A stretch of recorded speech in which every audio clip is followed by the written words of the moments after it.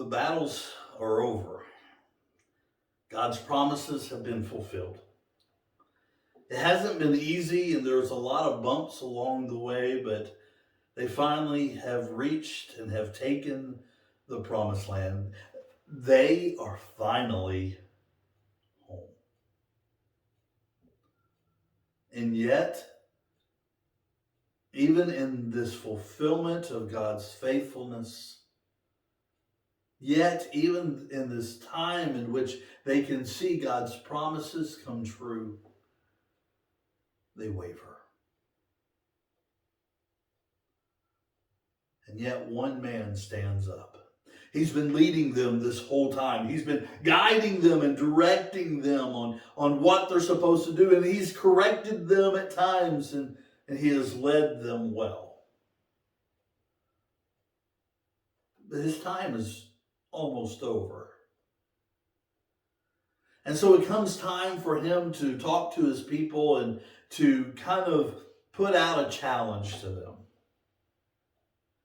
He tells them, you have now received the land that God has promised you. And so now, this is what you're supposed to do. Fear the Lord and serve him with sincerity and truth.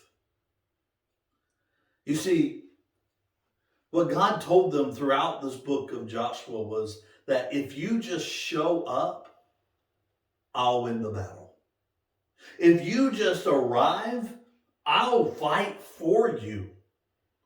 But you have to show your faithfulness. You have to actually be there to see what I'm going to do.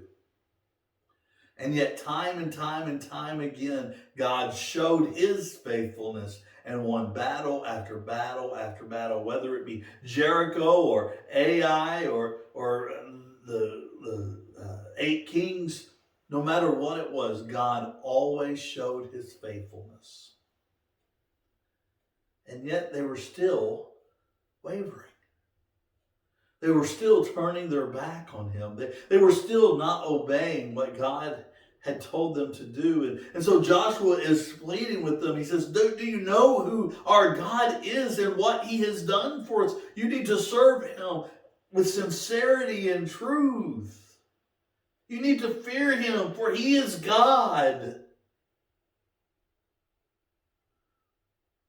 You almost get a sense of reservation. He tells them, I wish you would do away with the gods that you've carried with you this whole time. He evokes memories that go past Abraham.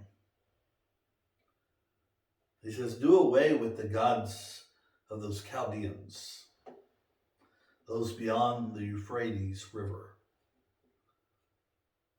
He says, don't fall into the trap of the gods of the people that used to live here, the Amorites. He says, serve the Lord. But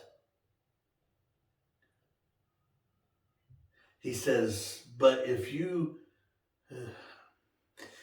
for some reason, don't want to follow the Lord, then you're going to have to make a choice.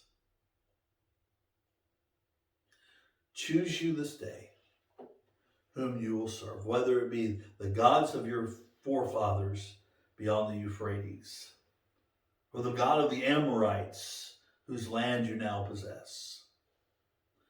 But then he makes a bold, definitive statement. A statement that rings out, that is still true to the choice we have to make today. He said, but as for me and my family, as for me and my house, we're not going to forget what God has done for us. We're not going to forget how God has supplied us with everything we need. We're not going to forget the fact that God gave us manna from heaven. We're not going to forget about the fact that he sent us quail to catch during the day. We're not going to forget the fact that he gave us water from a rock. We're not going to forget that he split a sea so we could walk across. We're not going to forget that he delivered us from slavery when things got to be so bad. We're not going to forget. And as for me and my house, we are going to serve the Lord.